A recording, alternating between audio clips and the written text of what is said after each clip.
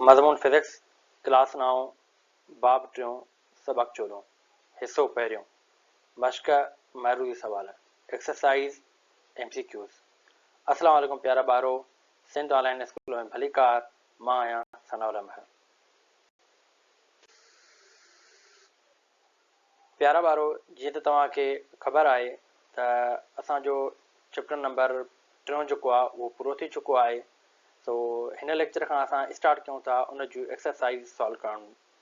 हाणे सभ खां पहिरीं जेका असांजी एक्सरसाइज में पोर्शन आहे उहो आहे असां वटि section A multiple choice question, ऐं उन खां बाद में सेक्शन जेको B आहे उन में वरी असांजा न्यूमेरिकल्स मौजूदु आहिनि। हाणे असां सेक्शन पहिरियों स्टार्ट था कयूं। तो सभ खां पहिरियों जेको उहो आहे चवे थो Newton's first law of motion is also known as law of. चए थो त न्यूटन जो जेको पहिरियों लॉ आहे उनखे छा चइबो आहे। माना इन जो मतिलबु त न्यूटन जो जेको पहिरियों लॉ आहे उनजो ॿियो नालो छा आहे।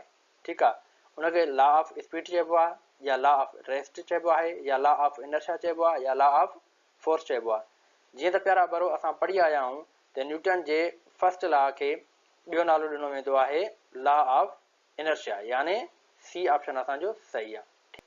अहिड़े नमूने सां नेक्स्ट असां वटि जेको क्वेश्चन आहे उन में चवे थो quantity of matter content in body is called. चवे थो कंहिं बि मादे जो मिक़दार कंहिं बॉडीअ में केतिरो आहे उनखे छा चइबो आहे। उनखे मास चइबो आहे, वॉल्यूम चइबो आहे, एरिया चइबो आहे, या वेट चइबो आहे। सो प्यारा ॿारो, असां पढ़ी आया हुआसीं मास ऐं वेट वारे लेक्चर में त quantity of matter present in a body is called मास। ठीकु आहे, सो इहो छा थींदो ऑप्शन असांजो मास थींदो। ठीकु आहे, उन खां बाद में थर्ड सवाल ते था हलूं। उन में चवे थो quantity of motion contain in a body is called. सो प्यारा ॿारो ॾिसो त हे ॿई सवाल तक़रीबन हिक ई जहिड़ा आहिनि, पर सिर्फ़ु हिकिड़े लफ़्ज़ जी चेंजिंग आहे। हिते आहे क्वांटिटी ऑफ मैटर ऐं हिते आहे क्वांटिटी ऑफ मोशन। ठीकु आहे, सो मथां तव्हांखे इन क़िस्म जा MCQs अची वञनि इन फ्यूचर त कंफ्यूज़ थी वञो। कंफ्यूज़ थियण जी काई ॻाल्हि कान्हे का, सिर्फ़ु हिकिड़े लफ़्ज़ जी चेंजिंग आहे। हिकिड़े लफ़्ज़ जी चेंजिंग जे करे असांजी डेफिनेशन चेंज थी वञे, उनजो माना ऐं मतिलबु चेंज थो थी वञे। ठीकु आहे, सो हाणे हिन जी माना छा आहे। चवे थो quantity of motion contain in a body is called. इन जी माना छा आहे। चवे थो त मोशन जो मिक़दार कंहिं बि बॉडीअ में मौजूदु हुजे।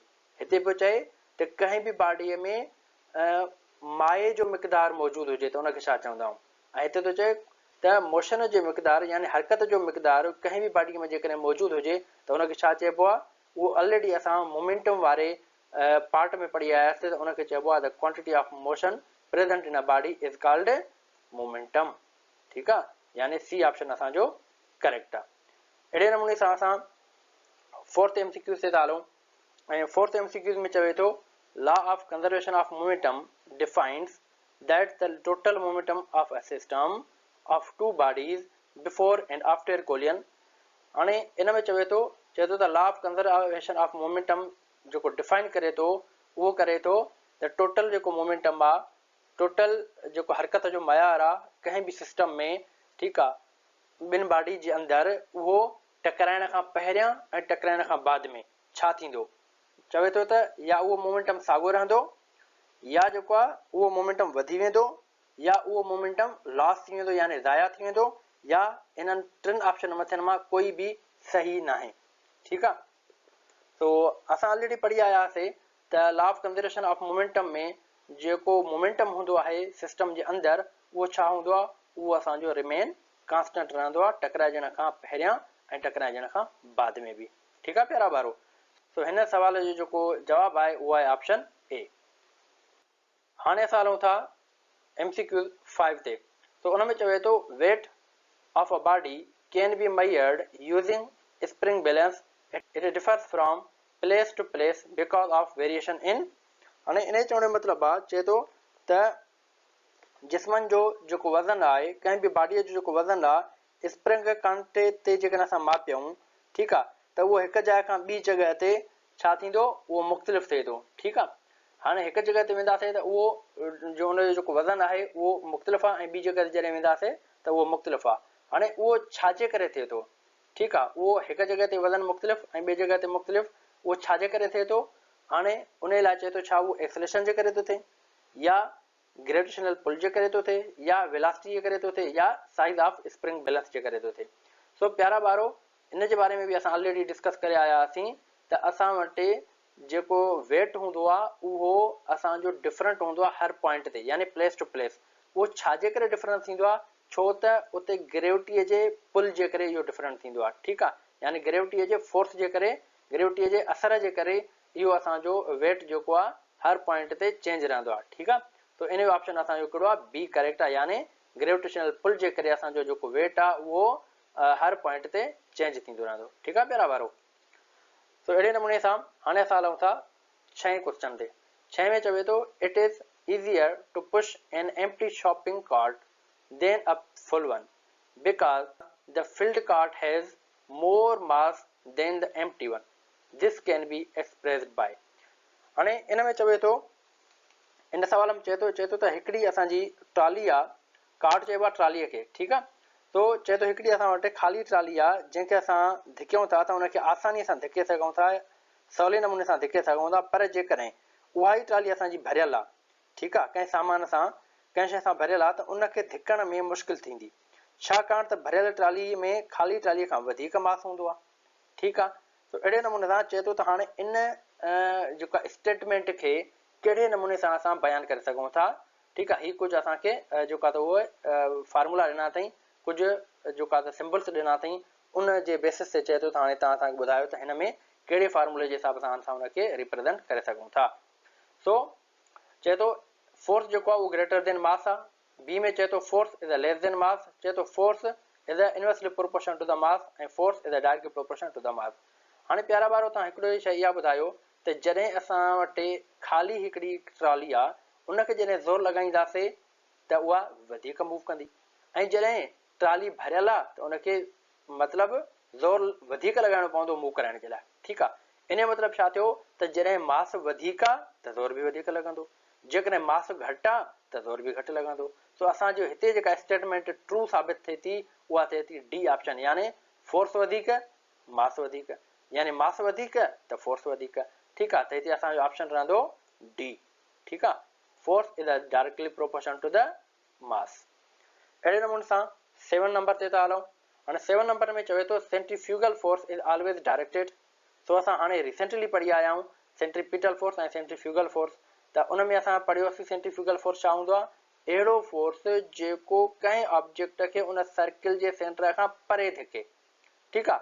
सो हिते ऑप्शन आहे असां वटि, चए थो हिकु त ऑप्शन असांखे ॾिए थो टुवर्ड द सेंटर, चवे थो away from the centre, along the circular path, all sides. So हिते असांजो ऑप्शन कहिड़ो थींदो, हे ऑप्शन थींदो असां वटि बी, यानी सेंट्रीफ्यूगल फोर्स अहिड़ो फोर्स हूंदो आहे जेको कंहिं बि ऑब्जेक्ट खे छा करे, पंहिंजे सेंटर खां परे छिके, ठीकु आहे। सो हाणे असां हलूं था सवाल नंबर 8 ते।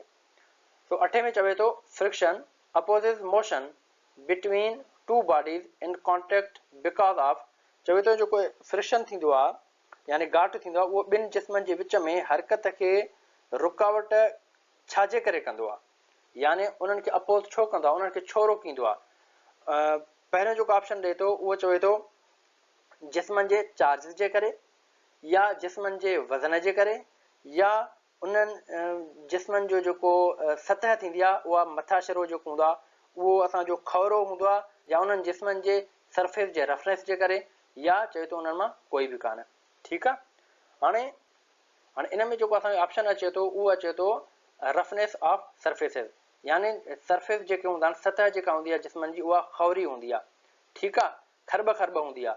हाणे उन रीज़न जे करे जेको आहे यानी फ्रिक्शन असांजो छा कंदो आहे, ॿिनि ऑब्जेक्ट जे मोशन खे रोकींदो आहे, यानी हिते असांजो ऑप्शन कहिड़ो थींदो, ऑप्शन सी, ठीकु आहे। सो प्यारा ॿारो, हाणे असां हलूं था नंबर 9 ते। सो नंबर 9 में चवे थो which statement is true for limiting friction force. हाणे इन में चवे थो जेको असां वटि लिमिटिंग फ्रिक्शन आहे, या जंहिंखे असां स्टैटिक फ्रिक्शन बि चऊं पिया, उन जी स्टेटमेंट कहिड़ी सही आहे। हिन में चवे थो त जेको लिमिटिंग फ्रिक्शनल फोर्स आहे उहो रोलिंग फ्रिक्शन खां वधीक हूंदो आहे, या चवे थो त उहो स्लाइडिंग फ्रिक्शन खां वधीक हूंदो आहे, या चवे थो त उहो काइनेटिक फ्रिक्शन खां वधीक हूंदो आहे, या चवे थो त इन टिनि खां वधीक हूंदो आहे। ऑल आर ट्रू, यानी इन टिनी खां वधीक हूंदो आहे। सो प्यारा ॿारो, असां पढ़ी आयासीं त जेको यानी जेको स्टैटिक फ्रिक्शन हूंदो आहे उहो असांजो जेको आहे रोलिंग फ्रिक्शन खां बि वधीक थिए थो ऐं स्लाइडिंग फ्रिक्शन खां बि वधीक थिए थो, तो काइनेटिक फ्रिक्शन खां बि वधीक थींदो आहे। सो हिन जो जेको ऑप्शन आहे उहो आहे असांजो डी। ठीकु आहे।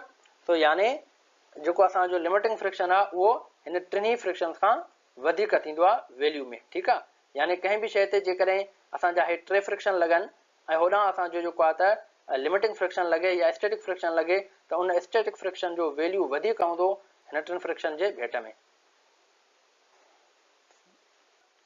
तो हाणे असां हलूं था 10 सवाल ते। ठीकु आहे।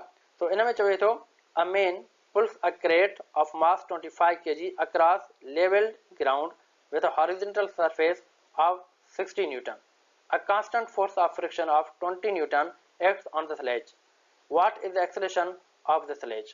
हाणे इन चवण जो मतिलबु इहो आहे, चए थो त हिकु शख़्स आहे जेको 25 किलोग्राम मास वारे क्रेट ज़मीन ते जेको आहे त उहो छिके थो। ठीकु आहे। उन चवे थो त उन क्रेट ते जेको आहे उहो 20 न्यूटन जो हिकिड़ो कांस्टेंट फोर्स ऑफ फ्रिक्शन लॻे थो। ठीकु आहे। उन खां पोइ चवे थो त उन क्रेट में जेका एक्सेलेरेशन पैदा थींदी, ठीकु आहे, उन क्रेट में जेका एक्सेलेरेशन पैदा थींदी उहा केतिरी हूंदी। ठीकु आहे। हाणे बेसिकली हे जेको ॾहों सुवालु आहे उहो असांजो हिकिड़ो न्यूमेरिकल आहे, हिकिड़ो प्रॉब्लम आहे। हाणे सभ खां पहिरीं छा था कयूं, असां हिनखे सॉल्व करण जी कोशिशि था कयूं। सो सॉल्व कीअं कंदासीं, हिन जी पहिरियों असां डेटा था ठाहियूं। ठीकु आहे। सो डेटा जेकॾहिं असां ठाहियूं त असांखे मिलियल छा आहे, सभ खां पहिरीं मास मिलियल आहे जेको असां वटि हिन क्रेट जो 25 kg। उन खां पोइ हिते असां वटि हिकिड़ो फोर्स थो ॾे, चए थो हिन 60 न्यूटन जे फोर्स सां उहो जेको क्रेट आहे उहो मूव थो करे, यानी इहो छा आहे, इहो टोटल फोर्स आहे। ठीकु आहे। तॾहिं असां लिखियोसीं त एफ टी यानी टोटल फोर्स घणो आहे 60 न्यूटन। उन खां पोइ चए थो इन 60 न्यूटन फोर्स लॻण जे दौरान ई, ठीकु आहे, जॾहिं त हू क्रेट मूव थो करे त उन में जेको 20 न्यूटन आहे उहो फ्रिक्शनल फोर्स थो लॻे, यानी 20 न्यूटन कहिड़ो आहे असांजो फ्रिक्शनल फोर्स आहे। उन खां पोइ हाणे असांखे छा थो चवे थो त उनजी एक्सेलेरेशन मालूम कयो। ठीकु आहे। सो सभ खां पहिरीं हाणे असां छा कंदासीं, हाणे सॉल्यूशन ते था हलूं। हाणे असां छा कंदासीं, हाणे सभ खां पहिरीं असांखे उहो फोर्स मालूम करणो आहे जेको ख़ुदि हिन क्रेट खे मूव थो कराए, यानी फ्रिक्शन जे फोर्स खे कटे करे। ठीकु आहे। सो हाणे छा कंदासीं, असां हिन तरीक़े सां हुनखे असां कढंदासीं त हीउ जेको असांजो फोर्स हूंदो उहो कहिड़ो हूंदो, जेको मूव कराईंदो उन क्रेट खे, यानी असां छा कंदासीं, टोटल फोर्स मां फ्रिक्शनल फोर्स खे माइनस कंदासीं। ठीकु आहे। उन खां पोइ हाणे छा आहे, जीअं त असांखे ख़बर आहे त फोर्स जो फार्मूलो छा आहे, उहा आहे एम ए। ठीकु आहे। ऐं असां वटि एफ टी ऐं एफ एफ साॻियो रहियो। अहिड़े नमूने सां हाणे असांखे एक्सेलेरेशन मालूम करणी आहे त छा कंदासीं, एम असांजी डिवाइड में हली वेंदी। ठीकु आहे। हाणे उन खां बाद में हिन में असां छा था कयूं, वैल्यू था रखूं। हाणे असां वटि जेको टोटल फोर्स आहे उहा 60 न्यूटन, उन खां पोइ जेको फ्रिक्शनल फोर्स आहे उहा आहे 20 न्यूटन आहे। उन खां पोइ छा कंदासीं, असां वटि मास जेको आहे 25 kg।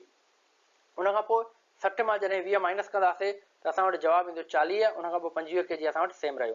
हाणे 40 खे जॾहिं 25 सां डिवाइड कंदासीं त असां वटि जवाबु अचे थो 1.6 मीटर पर सेकेंड स्क्वायर। ठीकु आहे। इन जो मतिलबु इहो आहे त जॾहिं 60 न्यूटन फोर्स अप्लाई थिए थो उन क्रेट ते त उन क्रेट में जेका एक्सेलेरेशन पैदा थी थिए 1.6 मीटर पर सेकेंड स्क्वायर। ठीकु आहे। सो हाणे इहो ऑप्शन ॾिसूं हिन। सो हीअ वैल्यू जेको आहे हिन ऑप्शन में मौजूदु आहे। सो ॾिसंदासीं त हा, असां वटि बी ऑप्शन में इहो वैल्यू मौजूदु आहे, यानी असां वटि हिन 10 सवाल जो जेको जवाबु आहे उहो कहिड़ो आहे, बी। ठीकु आहे प्यारा ॿारो। सो हीअ हुया असांजा चैप्टर नंबर 3 जा MCQs। सो हीअ MCQs असां 10 सॉल्व कयासीं। इंशाल्लाह नेक्स्ट लेक्चर में वरी असां उन जा न्यूमेरिकल सॉल्व करणु स्टार्ट कंदासीं। तेसि ताईं अल्लाह हाफ़िज़।